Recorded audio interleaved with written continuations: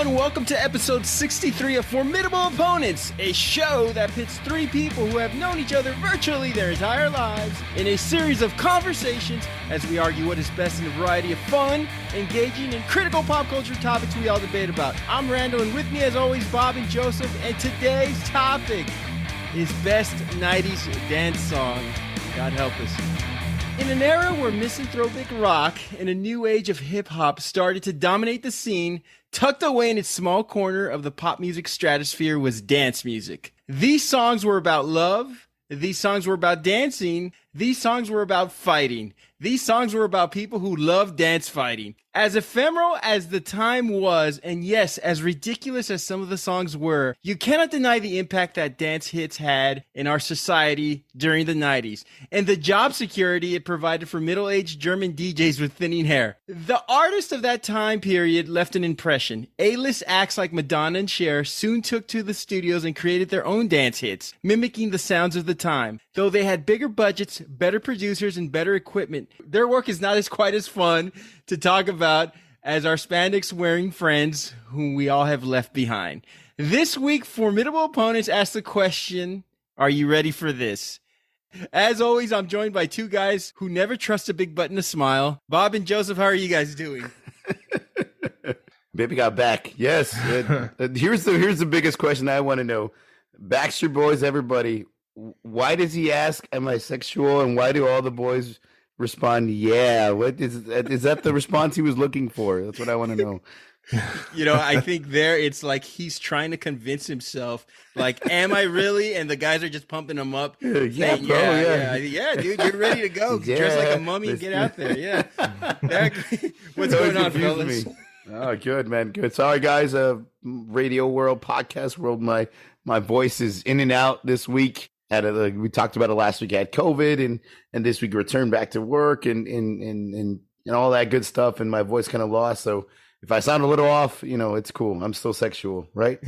Yeah. So, guys, 90s dance music. All right. Why are we talking about this topic? What are your thoughts on this topic, guys? I think I suggested. I think I was driving home from one night. The satanic metal guy suggested that. Driving home one night from a house party. Yeah, or something like that. And I have like my playlist on my I have one of those USB ports in my truck. So I have years of music collected on the computer that I put into one of these little flash drives, which is amazing, by the way, the technology. A little piece of plastic flash drive that can hold, over 3,000 songs. It's beautiful. Anyway, so this is a collection of music from, childhood till now. And one song in particular, and I'll mention it later in the honorable mentions, came out. And I, for some reason, like this song since a young kid. And I don't know, I think I was in my excitement of hearing the song and actually dancing to myself in the car. I took a picture of the screen and sent it to the guys and said, why haven't we done best 90s dance song? Because we don't dance, that's why. Cotton Candy, sweetie. That song was let me see that Tootsie Roll. Come on. So, guys, 90s dance music is often parodied due to the unique style and sound that didn't escape the era. These songs, for the most part, I mean, they suck, right? But why are they so fun to listen to? I think they're nostalgic, man. They remind me. I mean, they remind me for sure. I know, speaking personally, remind me of my childhood. The music videos, listening to them on B104, the local radio station down here. And, they're not even that anymore, right? Yeah, they're not even that anymore. 6th grade dances, junior high dance, 7th grade dances, exactly. All these songs on. It's fun, you know what I mean? It was cool, dude. They're cool. They have a lot of nostalgia to them. A lot of people think of the 80s when they think nostalgia. But, when I think of like dance songs, I don't really think of I think of the 90s. That was like a real big time for these dances and this house music. But all of the songs that I did know, they at least, like Bob said, and Randy likes to say this word a lot, euphoric recall. So it did remind me of something. Like it did, like I was like, each song took me back, and I remembered and a lot of this is happening in 5th grade, 4th, 5th, 6th grade. So elementary into just going into the junior highs. I mean, sixth grade for us was we considered it middle school. It was that, and then yes, getting to the in sixth grade, like when we first had our school dances, our first real experience, because I think we kind of did in junior. Yeah, in elementary, we did, right, but they weren't really like anything. It was more like Cotton Eye Joe and fucking but but stupid. Exactly. Yeah, exactly, and they were like.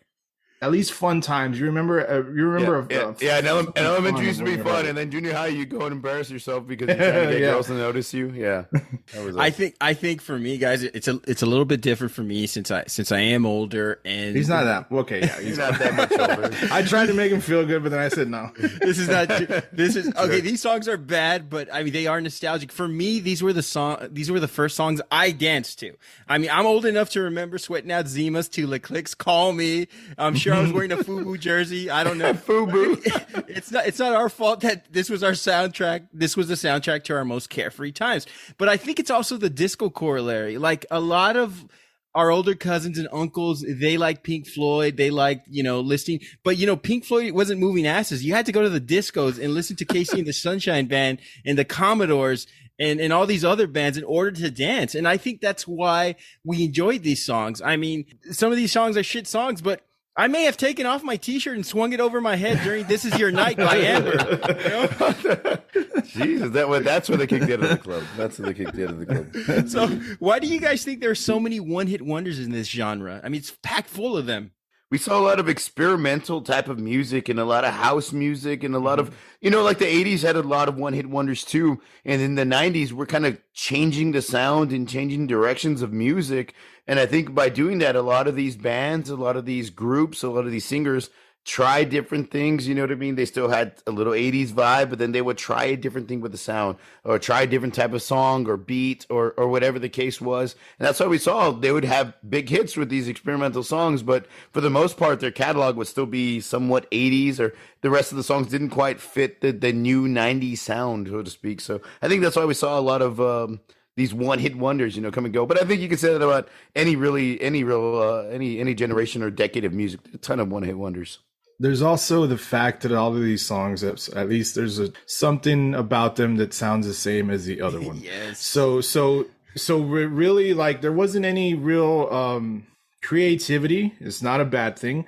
If you had a song that sounded really good, they got people like, hey, I like that song. It had a good beat, whatever. That's cool. It may have made you famous for a little bit, but somebody came out not long after you with the same concept and maybe changed it up just a little bit, made it their own way, copy and paste, but don't.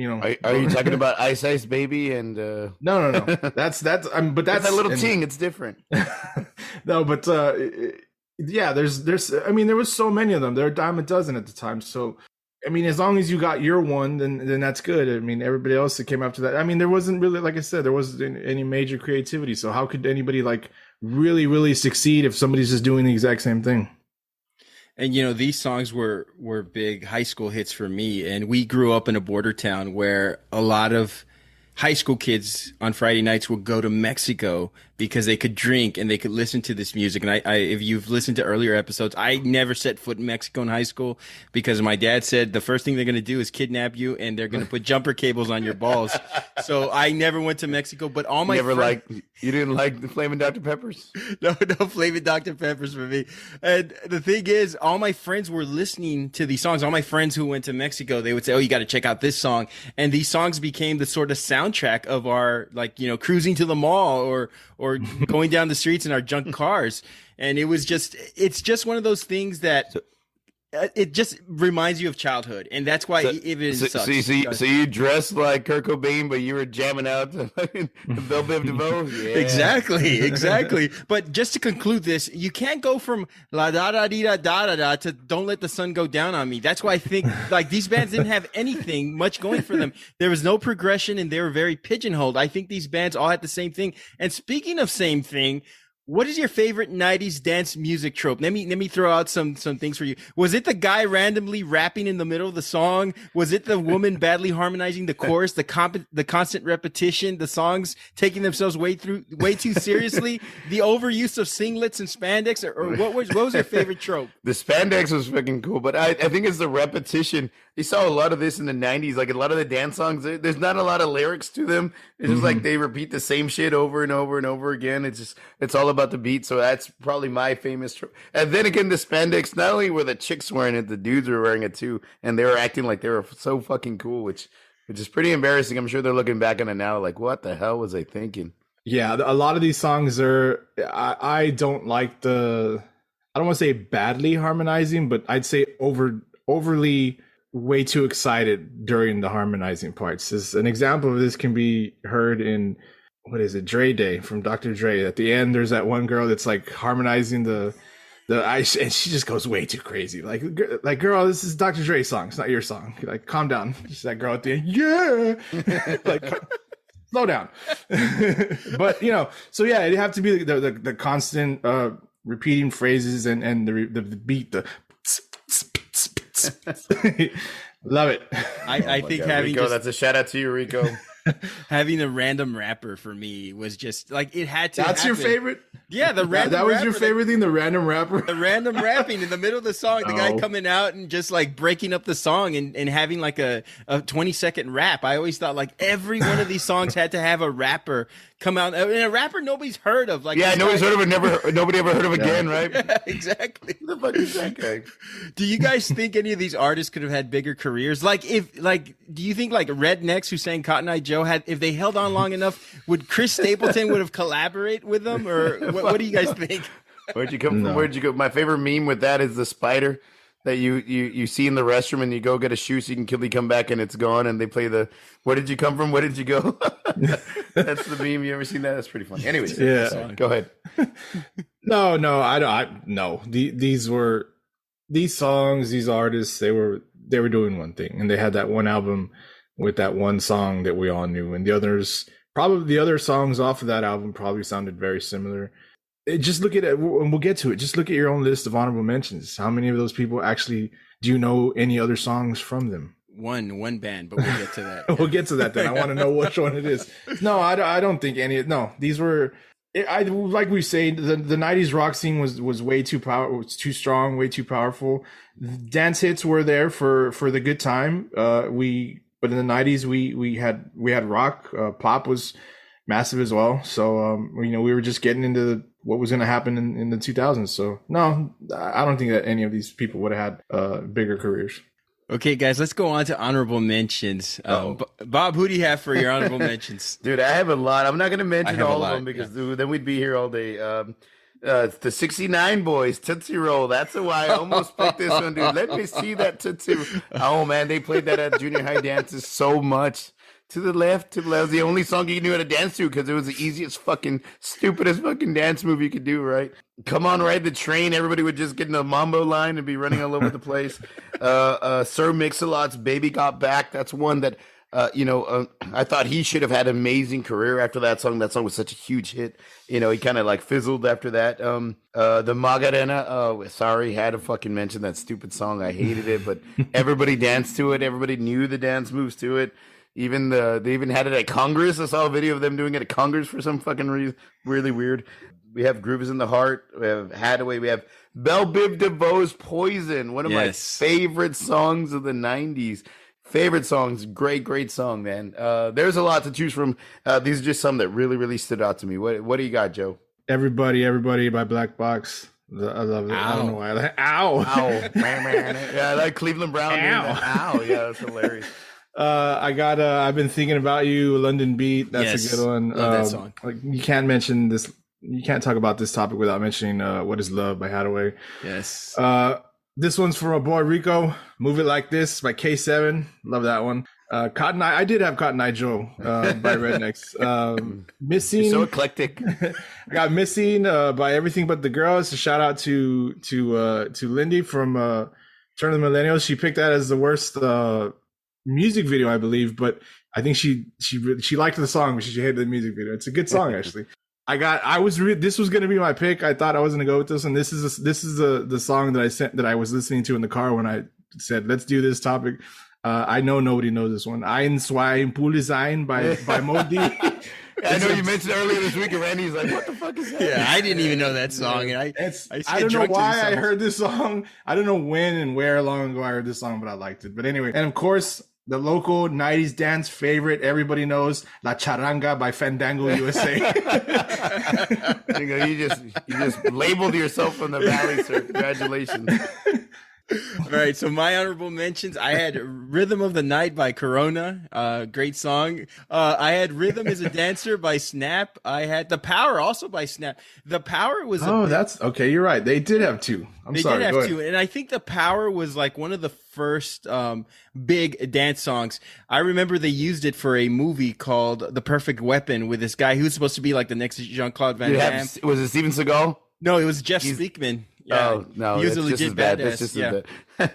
And so they used it for that movie, and I thought this was going to be a good, because this band was actually good. I would say Snap was a good band. I had Sandstorm by Darude, aggressive dance fight song. I mean, you got to have it. I love the fact that you would go to these clubs and you would either have one of two people like swinging the glow sticks. Was it a 90s song? Yeah, it was a 90s song. With Sandstorm, yeah, dude. Yeah. And then Joseph's like, shit, I missed my opportunity on that. You had one or two. I'm pretty sure I remember that from like That's a senior year in high Google. school. That's a Google. I think it was. I could be wrong, but I don't know. We'll see. But anyway, I remember this song because, you know, when glow sticks were a thing, you'd have one of two guys using glow sticks by themselves. It was always like the skinny guy with a baggy shirt. It was too big, or like a real like heavy set guy with like a polo and his shirt would be riding up and he'd be like sweating up a storm, but he'd be hanging in there with this song. But goddamn it, could he shake his ass? Exactly. Strike It Up by Black Box. What Is Love by Hadaway. Hadaway was my second choice, and I think we all agree that that song is one of the top 2 or 3 big songs. Oh yeah, dude, it has to be. I think that it because of Night at the Roxbury and SNL and all that. Like My So-Called Life used it my too. so-called like they made that song, you know, bigger than it was. I think that it may have actually hurt it from being the best dance song since it became so laughable because of Will Ferrell and what's his name? Chris Kattan. Chris Kattan, and but it's a great song. It's a really, really great song. It is a good song. This Is How We Do It by Montel Jordan. Poison, Belle Biv DeVoe. Finally by CeCe Peniston. I'm sure I'm saying that right. Total Eclipse of the Heart by Nikki French. Believe by Cher. Going on with his Cher love, continuing on. Here we go. He had to say it. He's doubling down. He's just doubling down. Believe by because Cher. he believes in life after love. Unbelievable by EMF. I've Been Thinking About You, London Beat. Another Night, Real McCoy. One More Time by Daft Punk, the only band that survived this era and went on and had a decent career. Get Ready for This by Two Unlimited. What's Up by DJ Miko. Boom Boom Boom by the Out There Brothers. I Like to Move It by Real to Rio. Mambo Number 5 by Lou Bega. The Funk Phenomena. Shout outs to my buddy Steve, I should say, who told a story about our long gone friend Mario, who used to love listening to this song in his grave Crown Victoria by Armand Van Helden. And lastly, this is not my pick. This is a bad song, but I have this pick down for a reason. I wrote the Venga Bus. You guys remember that song, right? Yes. Horrible song. We like to party. Is it that one? Yeah, we like to party. I literally just posted. Well, yeah, just posted I just posted that on our stories. On our stories. On Instagram. I have a story about this song. I was listening to these songs on the drive to work. I have a hour-long commute to work, and I have to go through the highway. So I was driving, and I was about to merge to a two-lane exit, and I had to get to the left side so I could take the following exit. And there was a trailer next to me, and I had the radio really loud. I guess I was just listening to, maybe it was, Rhythm is a Dancer or something. And the next song was a Venga Bus, and I looked to see if I was cleared. And as I was going to the next lane, you know how the song starts off with like a loud horn? Yeah. I thought the fucking trailer was honking at me. I swerved back like a crazy person. I swerved my car for no reason because I thought this thing was about to hit me. It was a fucking Venga Bus.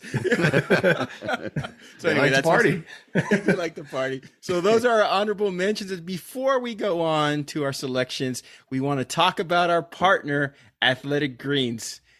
Our partner, Athletic Greens, has this product that we use literally every day. Started taking Athletic Greens because It's lifestyle friendly. Whether you eat keto, paleo, vegan, dairy free, or gluten free, this product is for you. It contains less than 1 gram of sugar, no GMOs, none of those nasty chemicals or artificial flavors or anything.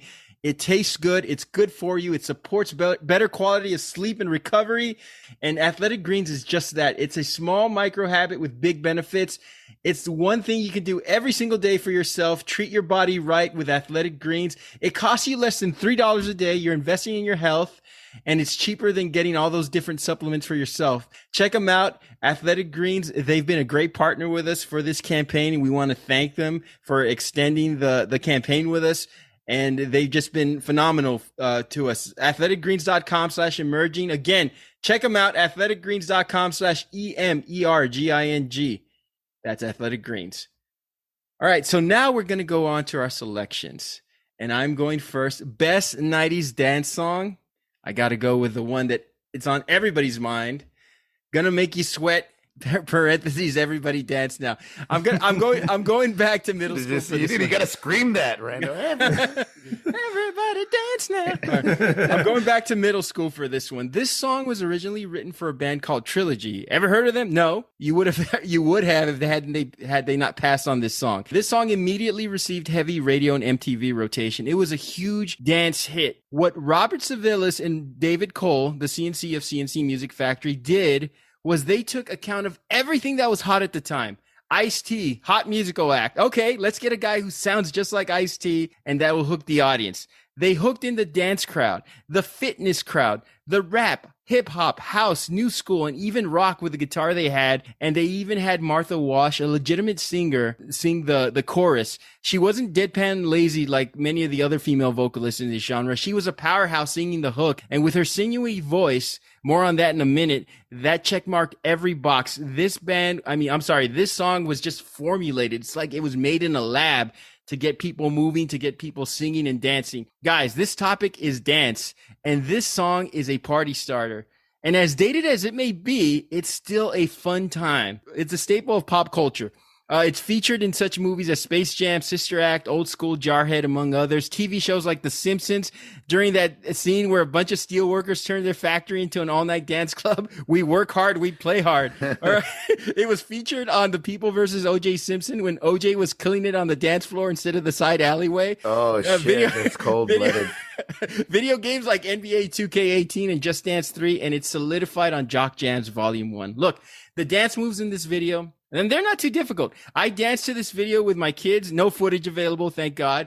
I was okay afterwards. I had enough energy to take them to Orange Leaf after a 30-minute nap, so I was cool. The dance moves are pretty simple on this. Okay, a huge strike against this song was CNC Music Factory's treatment of Martha Wash, who sings the female parts of this song, and she sings them excellently. You've heard her on Black Box and some of these other bands. At first, they fooled her to record a demo for what she thought was a completely different song, and then they didn't use her in the video. They used Selma Davis, a model in this video, who's lip-syncing Martha Wash's parts.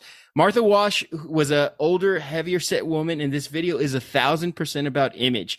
Everyone on it looks like they belong in a Soloflex commercial, and CNC were accused of not casting Wash in the video because of her size, which of course doesn't age well and hopefully wouldn't happen in today's society.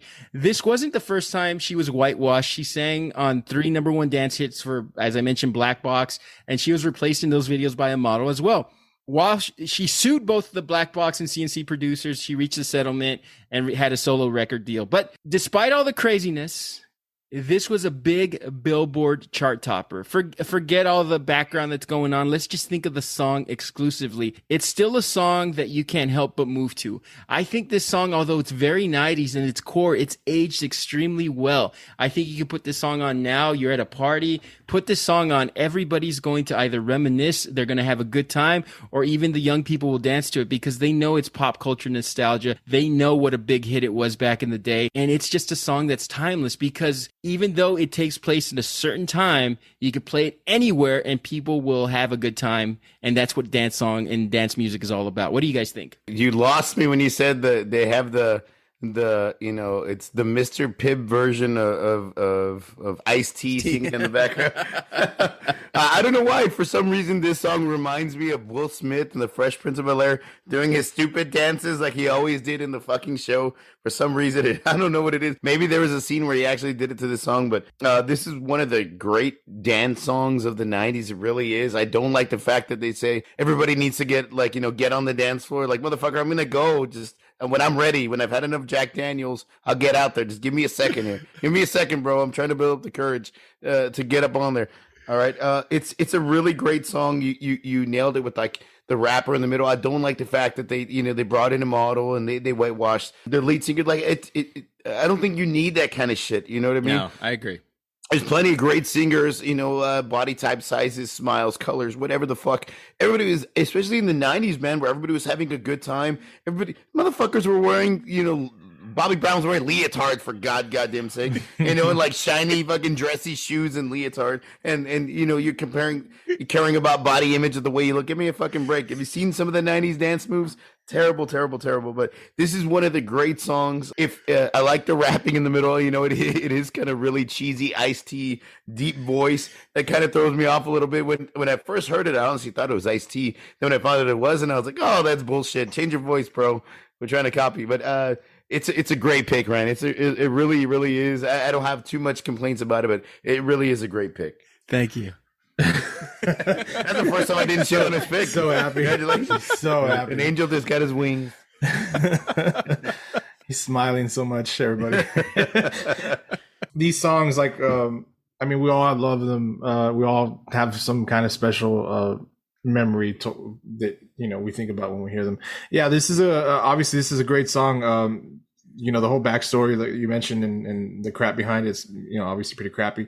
Until this moment, I didn't put that in. I didn't put the Ice-T thing together, and now that I've been listening, I'm listening to the song in my head and hearing it. I'm like, yeah, he does sound like fucking Ice, or he did at least try to sound like Ice-T.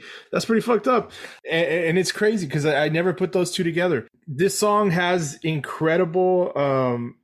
What's the word? I always forget this word, and I want you to cut this. Euphoric recall.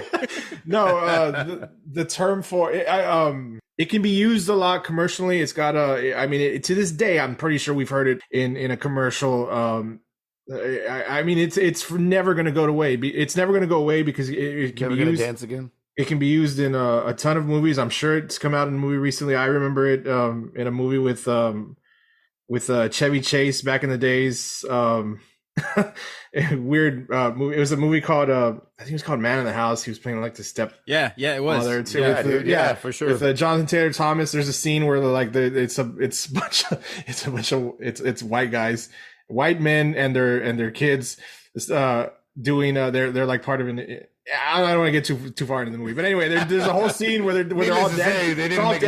They're all dancing to this song, and it's like it is kind of hilarious because it's like this song just does not go with the way they're dancing. But it is perfect. You're right, man. This you can if it's played in a certain setting. I don't think it's not one that I'm going to listen to in my car. That's the only thing that I'll have to say against it. But if it comes on and when we're at like some kind of retro party, hey, great. If we're at some retro bar and it comes on, cool, fuck it. It does sound pretty good. Like Bob, I got to say, this is probably going to be one of those ones that it will always come out on a list like this. So good selection. I think you said you almost went with Hathaway. I would have been more. And I bet you people are going to say there's probably going to be a lot of people that maybe said that one of us should have picked Hathaway, or that Hathaway, What Is Love is probably better than all of ours. But I'm surprised you didn't go with Hathaway. Let me just say that. Yeah. I would love if I could ask Ice-T one question. It would be like, what are your thoughts on Freedom Williams, the rapper in CNC? You say who? So, I'm sure he's like, dude, I would never make a fucking song where some shirtless, shredded guy wearing angel wings is running through the club, like dancing to my song. I'm sure he heard this. He might have been immediately flattered, but I think that was the beauty and I guess you could say the intelligence of this song is what was hot at the time. That voice is hot. Guitar riffs are hot. Loud, booming, powerful voices are hot. They really were a factory because they put this shit together and put it out there and people ate it up. Their follow through hits, Things That Make You Go and Just a Touch of Love, and they had one other mediocre hit, but this song just was the song for them. I think Things That Make You Go was pretty fucking good. Yeah, it was good. That was a good follow up. It was a good single, but yeah, I can see all the rest. They kind of like fizzled out. Yeah, none of them touched this high apex. Did you say Can't Touch This? That's one of them we missed, but yeah. I mean, I love the song, and it's good to hear that you guys agree finally once. It took us 63 episodes. Yeah. I mean, even though the song, completely, got rid of one of their singers and replaced it. It's cool. It's cool. Joseph, nice. Your pick. What do you got? I was on mute. Yeah, with my pick, I went with something maybe a little bit different on this, but a dance song nonetheless. I went with Virtual Insanity by Jamiroquai. So the song was, and I thought it was released, like you, Bob, I thought it was released in the late 90s, because I kind of just remember it being more of a late 90s song, but it was actually released in 96, which is crazy. Kind of date how old we are. Anyway, when you think about great 90s songs, welcome to the club. This one's always going to be on any list that's ever put together, man. This is just a really great fucking song. Is it the club, dance song that has the same repetitive beat? No, it's not, and I got nothing against those songs. It's why we're here. But it's a great dance song nonetheless. And if you don't believe me, look no further than the video. The motherfucker's dancing throughout the whole thing. So you can't tell me it's not a dance song. Randy, you just said that you can't help but move when or some kind of little move to yourself if you don't want to be that body for me. You can't help but shake that body when you hear everybody dance down, make you sweat, whatever. I feel the same way about this song, man. It comes on and it puts you in just like it puts you in a little bit of a mood. It puts you in this little bit of a groove. It's different in the fact that there are actual lyrics and a message behind it. It's not just some fake ass iced tea and one lady saying everybody dance now, but there it comes. There's the anger. Don't overthink it. It's good. I mean, it's got a great groove, like I mentioned. It's mid tempo, it's piano driven, but it's definitely a song that you don't have to sweat in the club to in a cut off white beater or something like that. I can't help it. You can still get your move on with this Angel Wings. Angel Wings. I just think this is a really obviously great song. We all know it. Everybody knows it. It's a timeless one. It's classic. It will always be. It doesn't have the commercial ability like maybe the club ones or some of the songs that we mentioned in our honorable mentions. The one that I almost went with I know was in a car commercial recently, so I was like, that's pretty insane. I just think that what song was that, Joseph? The Ein, Zwei, okay. I heard it in the commercial. Like Arnold Schwarzenegger. I heard it was German. It's German. It's the German song. It's like Rammstein before they became Rammstein. It's got that. I think this is like I said, it's not that song, but I think it's a great song. And if you're into if you're looking for the regular dance, you don't need to hear the that club thing. And this is obviously just going to be one of the songs that we always think about when we think of 90s, and I think that applies to 90s dance as well, and that's why I picked it. What about you guys? It was an unusual selection, but a good song. It is Jamiroquai's lead singer, JK. He has a great voice. I think the music world thought, how could we get this type of smooth voice on someone who is taller and that women would swoon over? And that's when Adam Levine and Maroon 5, came about, and they were the answer. But seriously, I think JK's resemblance to Bud Bunny didn't help his look at me. That's why he wore the glasses and the big ass hat to hide it. So it was unfortunate because he was in this video Look at Me era and didn't get the attention. But unfortunately, image was everything for these dance tracks. That's why they, CNC Music Factory did what they did. A lot of these bands did the same. The band Bob's going to talk about did the same as well. And it would be different for him today. I mean, I just look at Louis Capaldi. Anybody could sing and have girls swoon over them now. Okay. Shouldn't have. Who? Google him, all right? Capote? What the fuck?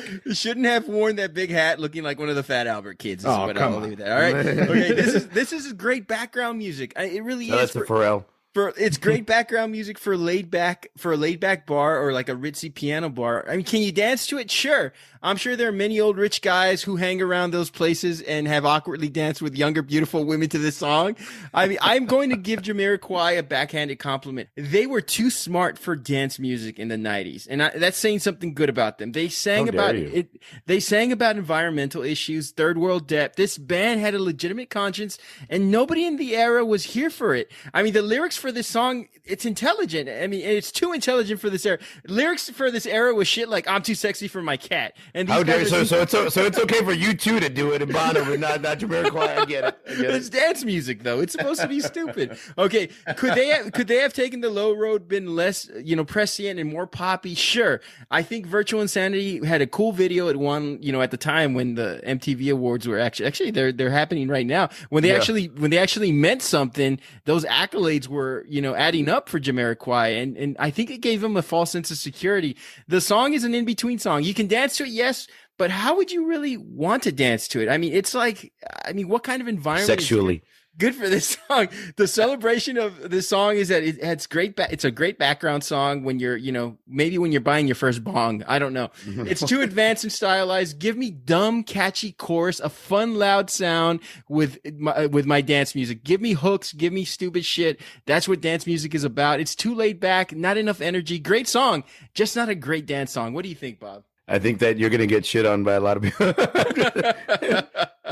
Dance music is stupid. I love this song. This is one of my favorite songs. It did win a music video of the year, beating Smashing Pumpkins' Tonight in '99. It was a huge.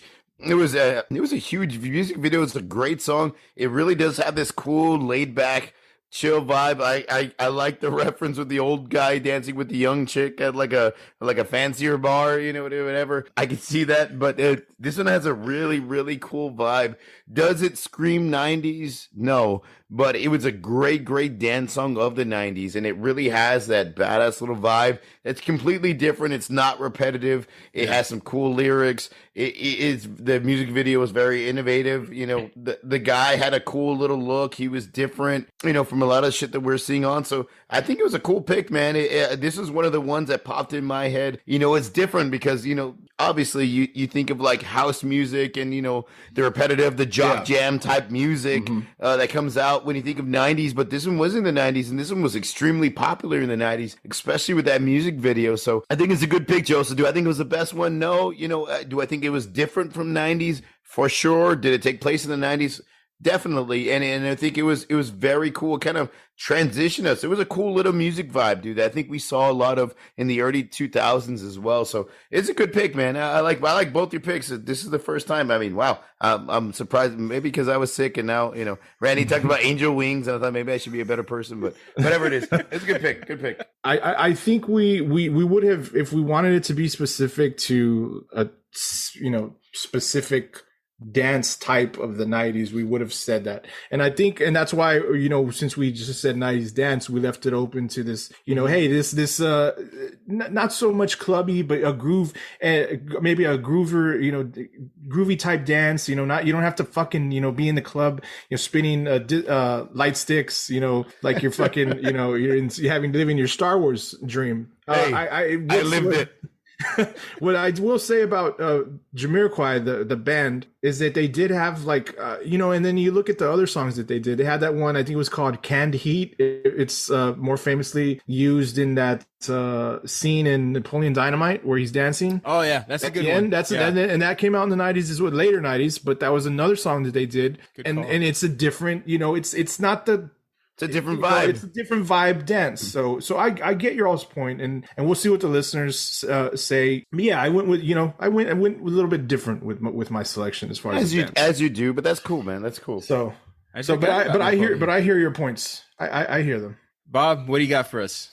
Well, see, you had to save the best for last. Now I've been really nice to you. Hopefully, you do the same for me. I went with Technotronics, Pump the Jam.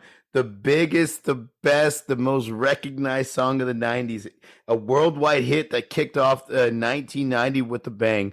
This song has everything. It's got the great vibe, the great sound, the great beat, the great lyrics. It's instantly recognizable. This is the one you think of, or at least I think of when I hear 90s dance songs. This is the jam, bro. This is the jam.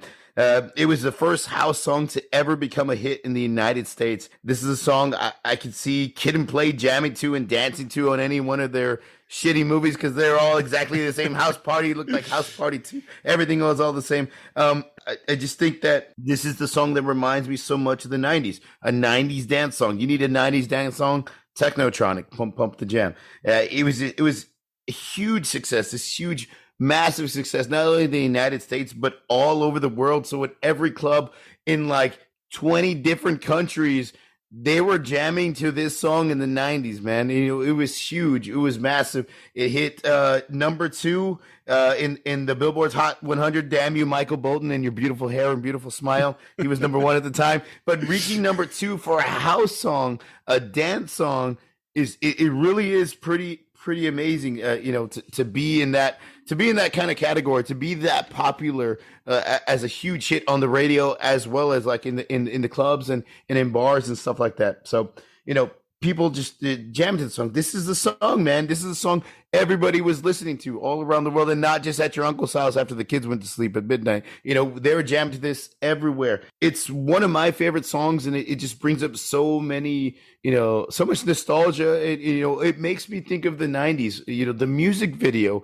the costume, the spandex, like we talked about, some repetitiveness, the rapping, like everything about it, man. It checks all the boxes for me. Not only that, it became, it was such a huge hit in the early 90s, and then had a huge resurgence in 96 when it came out in Space Jam in one of the biggest scenes and best scenes as they're getting prepared to play the Monstars in the game. It's a huge song in that movie, and kind of had this resurgence and became widely popular again. So it's just, to me, it's just a quintessential, there you go, big word, Joseph, quintessential 90s dance song. Creative Little Pill always mentions, 90s dance song, you got to mention somebody from Jock Jams. Y'all remember Jock Jams? Oh yeah, they're like on volume like 192 or whatever the fuck it was. Now it's what Kids Bop like ripped off. Anyway, and it's all mumble rap now. Yeah, it's all mumble rap. It's not even Jock Jams. It used to be great music on there, right? It's what I wanted to listen to before a football game. No, yeah. Like, you think of Jock Jams, which is so popular and which is really, really, crowd pleasing music and dance music. And, this would probably be a staple on one of those albums. And it's just, like I said, it checks all the boxes for me. If I'm having a few drinks and we're at a wedding and this song comes on, I'll fucking dance to it, man. More so this song than like Cotton Eye Joe or something stupid like that. But like, this is the song I'd probably dance to, and like I'd laugh and I'd enjoy it because it has so many great memories and nostalgia to me. It's my pick, dude. I think it's the best one. What do y'all think about it? All right. I'm glad you brought up this song because this is a pioneering song. It's a very important song to what set the tempo to the rest of the 90s. Like, technically, it is a 1989 song released in August, but once you gave your selection, I wanted to talk about this song. I didn't want to say, hey, change it, because this was such an important song to really dive into. So I'm glad you picked it. It's important to talk about this song because it helps set the trend and styles of 90s dance music, especially combining European house music to hip hop. This is where it started with Technotronic and Pump Up the Jam. The video, okay, let's start it off. Okay, every town has their bad mall. You guys remember the bad mall that we had? El Centro. El Centro Mall. Yeah, the mall you had to avoid at all costs unless you had to go there. Ours was, as you mentioned, El Centro Mall. It was a type of mall where teen moms in Boise took wood chop in high school hung out, right? It was a sketchy place, but they had the Dollar Theater there. I saw Lethal Weapon 3 there, I believe. I think so. I would have. You could get an airbrush Dallas Cowboy shirt with my puppet on the back of it or whatever. At that Dollar movie theater, it was kind of a scary place. I would have felt safer in front of a drunk Mel Gibson watching Lethal Weapon 3 there instead of actually watching the movie.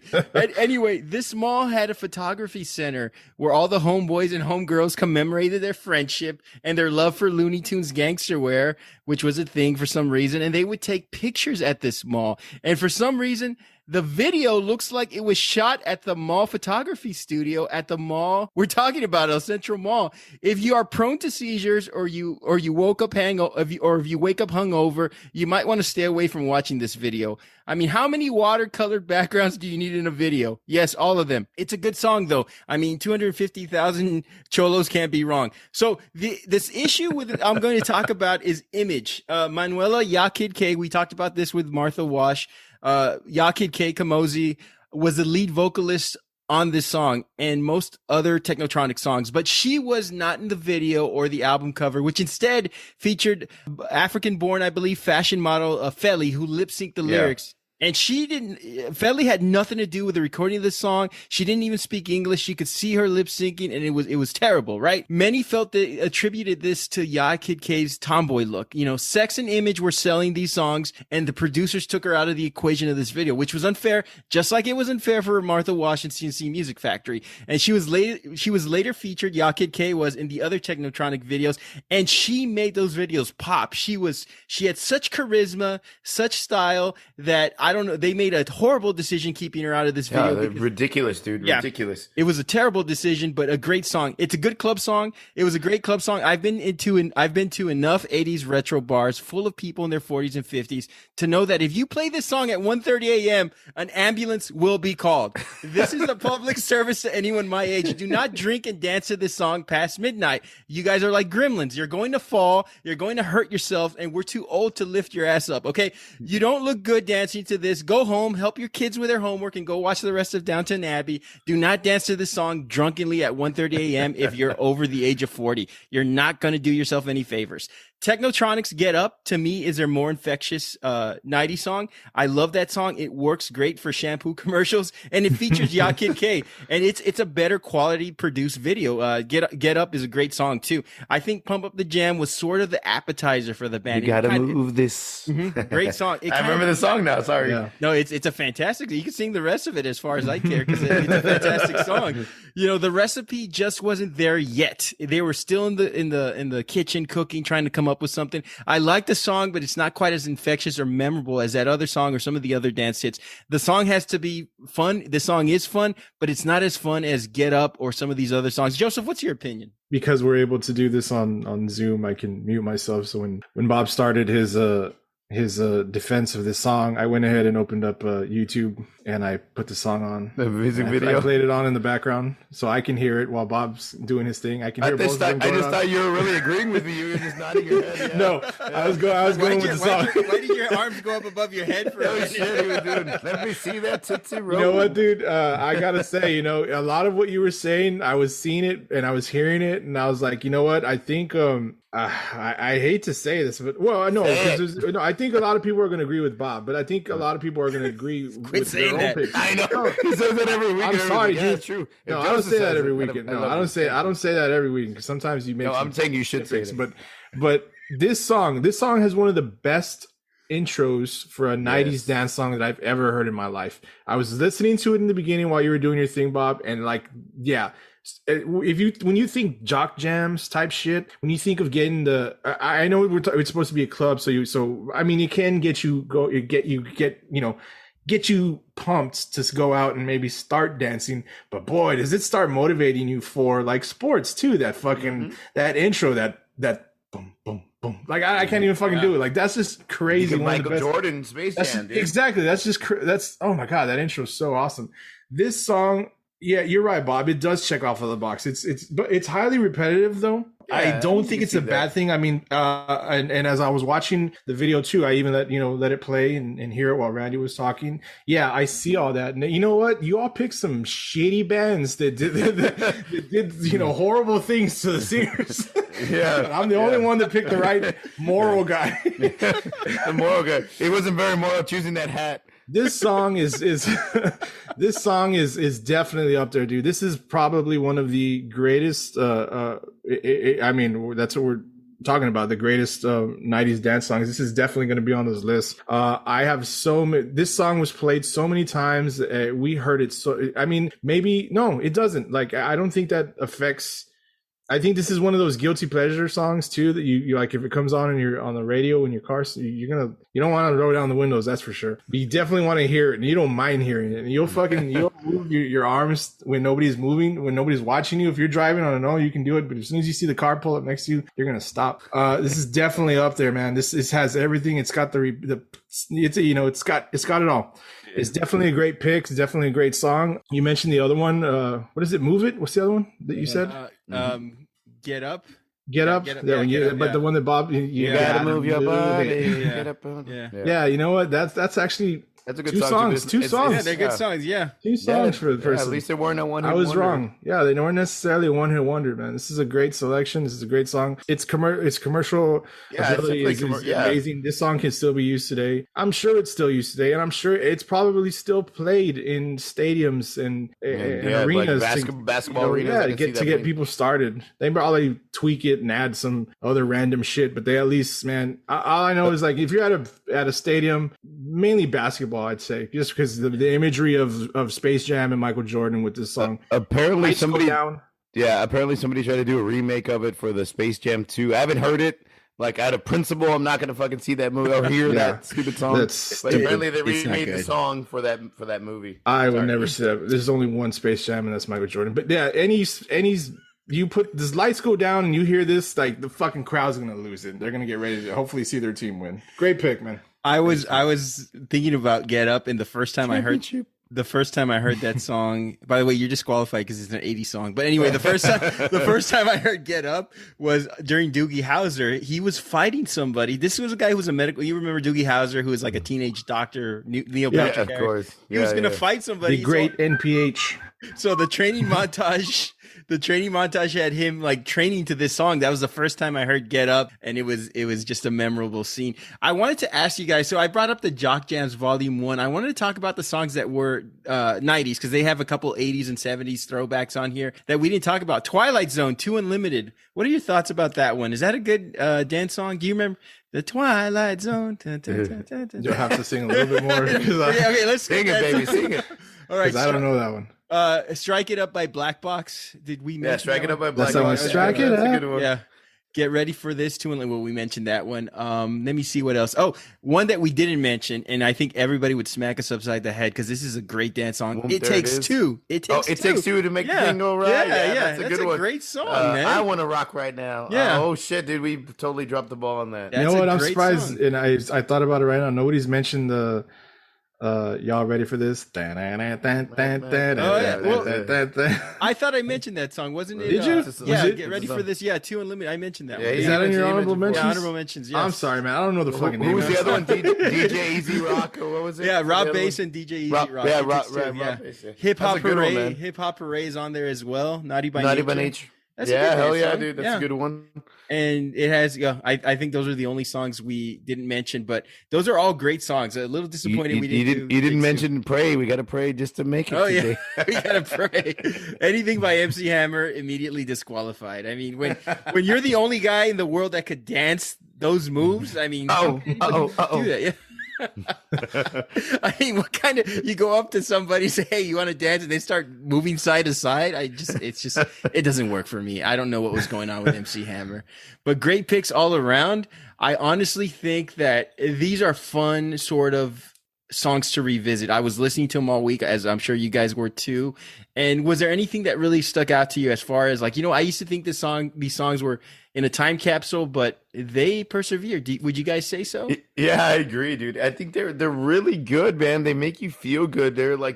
It goes back to like the episode we did a couple of weeks ago, the best feel good song. It's like there's nostalgia to it. It makes you smile. It makes you bob your head or tap your hand. It makes you think of fun times as being a kid, or junior high dances, high school dances, fun shit, man. They're great little songs, and they are what they're supposed to be. You know what I mean?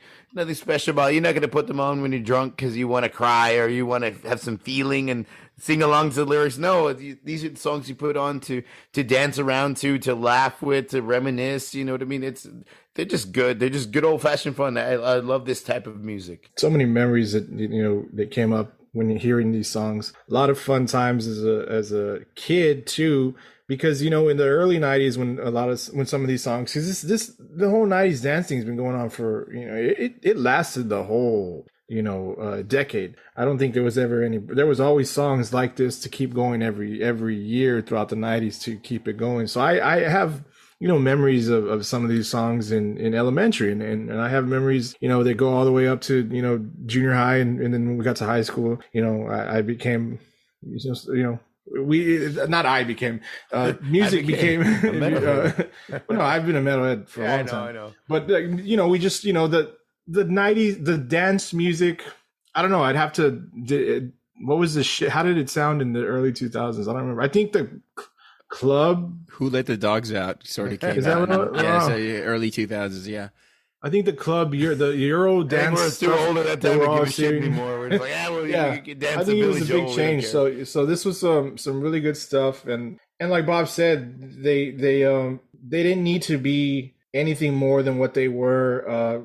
If they were one hit wonders, so be it. Everybody had a good time. Everybody had a great fun time listening to them. We still have fun times listening to them. That's what they are. They're great times, and I have different memories about these songs. Just being older and actually being in a dark club where you've had a few drinks, and these songs are playing loud, and the bass is amped up, and they're mixing these songs, and they sound phenomenal. I mean, anybody who grew up in that era who knows what I'm talking about, actually being in the clubs when these songs were hits and they were being played frequently, you knew that these songs were fun to listen to in that space and time, but you probably didn't want to listen to them outside of that realm. But now as you get older, you now listen to them, when you're driving to work, or when you're, jogging, or when you're lifting weights, because you can't go to those clubs anymore, because if you do, God bless you. Jazzercising. Yes, exactly. So it's almost like you carry these songs with you no matter where you go. They're just different meanings now, but still remind you of a good time, of some of the best times you've had when you were young and stupid. And that's what these songs are all about, man. They're young and stupid. Yeah, and I hope our fans, the people that have really paid attention and listened to a lot of our episodes, they're probably like, Jesus Christ, these guys listen to a lot of music, because we've hit on the heavy metal, we've hit on the Metallica, the Beatles, 80s music, 70s rock, 60s rock, 90s dance. We listen to an eclectic mix of shit. We're not just all like really stuck into one genre of music. We still haven't even talked about best 90s hip hop and rap song, which we've been dying to do that. We will be doing that at some point this year. We really just listen to a lot of good music, because really good music is good music. Unless it's country music, then it sucks. But no, I'm just kidding. But good music is good music, and we listen to a lot of different music. We'd love to, if y'all probably noticed, we'd love talking music and movies. We listen to a lot of different music. A lot of different music fits certain situations in our lives, and hopefully it does the same thing for you all. Fits the situation, whatever it calls for. You want something fun? Technotronic, you want to be sad, listen to Johnny Cash. You want to jam out and get pumped up, listen to Metallica. You want to just have a good fucking time and groove and relax, listen to the Beatles. So I'm glad, hopefully our fans are like, man, these guys listen to an eclectic mix of music, and that moves us up points in their book. And even though we're from the Rio Grande Valley, we will not do a Best Tejano song. Why not? I want to hear you grito. I don't know that many till we can do the best one. I don't know, like a handful. The one we know. The one we know. It's that one that goes boom, boom, boom, boom, boom, boom, boom. Guys, will we ever see a flooded trend like this again as far as dance music goes? Because Bob, we were talking about how Technotronic sort of opened the floodgates, and then CNC Music Factory really provided that number one hit. So bands everywhere said these songs, they sell. Not only they sell to everybody was listening to this, moms, dads, everyone. But it was such a, how can I put this? Everything seemed to be very cookie cutter. Like they were like churning out these songs that all sounded the same because they had all these beats and all these. But are we ever going to see an era like this again, where like a mass flood of similar songs become a staple of American culture? I'm sure that we will. We haven't in a while, man. And we're living kind of in a weird time, this TikTok time, Twitter time, Instagram time, Snapchat time, where everybody's kind of like, look at me, look at me, look at me. And everybody's kind of trying to be individualized. But at the same fucking time, everybody's doing the exact same thing everybody else is doing. So I can only assume that at some point in time, somebody's going to come up with some kind of music that's going to be relatable and easy to copy and start a trend. Because right now everything's a fucking trend. Everybody wants to be exactly like everybody else and do everything. Oh, she's wearing that. Well, I'm gonna wear the same thing. Oh, he has the same haircut. I'm gonna do the same shit. As much as we don't want to say, like, that's what's going on right now. So it wouldn't surprise me if we saw like maybe like a retread on a certain type of music become really popular, and we saw a lot of like one-offs from that. I think we kind of did though. Examples? What do you think? What was it called? It was well, maybe it wasn't as big like as you meant, like you know, what do you wasn't a staple of like of monoculture, culture, right? But yeah, like it was dubstep. They all sounded the same. Yeah. All those dubstep songs sounded exactly the same. They all had that weird you know, the transformers are moving into place, you know, or they're transforming, you know, sound effects over, you know, blast beats.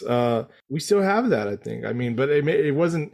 I don't know how you dance to that shit, but you know, we have those, you know, we have those people like the stupid marshmallow guy. That what the fuck does he do but press buttons? I mean, like, but he's so fucking popular. Yeah, the one with the fucking Mickey Mouse. Like, we just lost all the millennium. Everybody just says, "Thank God they're ending it with this." They're like marshmallow guy. I mean, we did. We still have those, and then we remember. You remember when dubstep came out? It sounded exactly the same. I'm thinking music, dubstep. Music No, in general.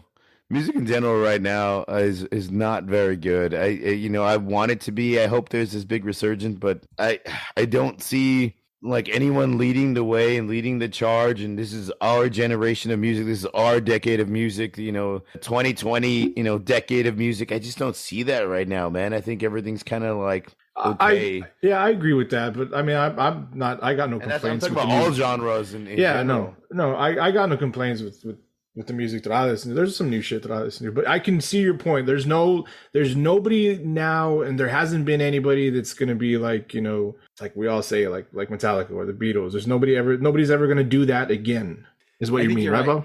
Yeah, I agree. Yeah, that's exactly what I'm saying. I pulled a picture up of Marshmallow. Freedom Williams would kick this fucking guy's ass, man. 100%, dude. This guy, come on, man. At least those guys worked out. This guy looks like a fucking joke. But, of course, we're old, right? Who cares? Last, I want to get your thoughts on something. So we do have a couple of minutes. We wanted to bring this up earlier. We didn't have a chance, but now we got a couple of minutes. Jake Gyllenhaal in the Roadhouse remake. What are your thoughts on that? Oh, shit. Totally off topic. I think, you know what? I saw something online and it hit home and it's perfect. I don't know why they want to remake good movies.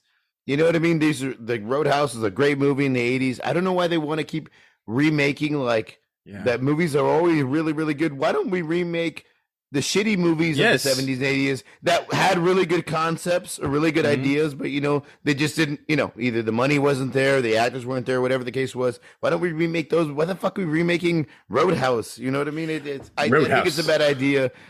You know, it's going to sell a lot of tickets. Got Jake Gyllenhaal, got Conor McGregor, which I'm sure he can act because his whole persona, love Conor McGregor. I'm super excited about this movie now. I'm going to see it 5 times for Conor McGregor. Doug Liman's a great director. He's associated with it. I like that point you made, Bob, about remaking bad movies.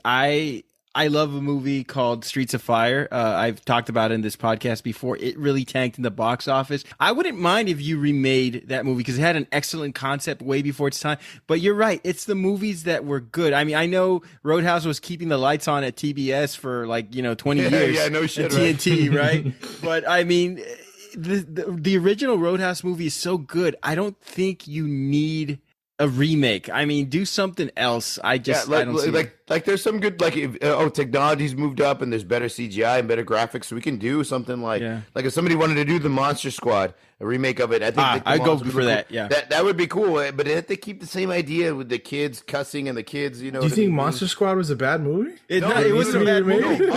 I'm talking. No, Monster Squad's one of my favorite Halloween movies of all time. I think that since technology has gotten better, I think it could be greatly better done. Like they're just doing. Did y'all like Willow, the original Willow?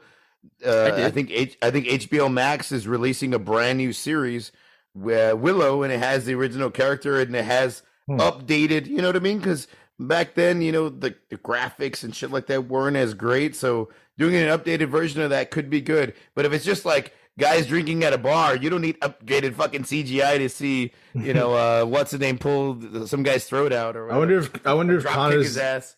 Connor's gonna play like the Sam Elliott character. No, I think he was doing the Terry Funk character. I don't know though. I don't know what he's I haven't heard who other than Gyllenhaal is playing Patrick Swayze's character. Yeah, I mean that's all we know about.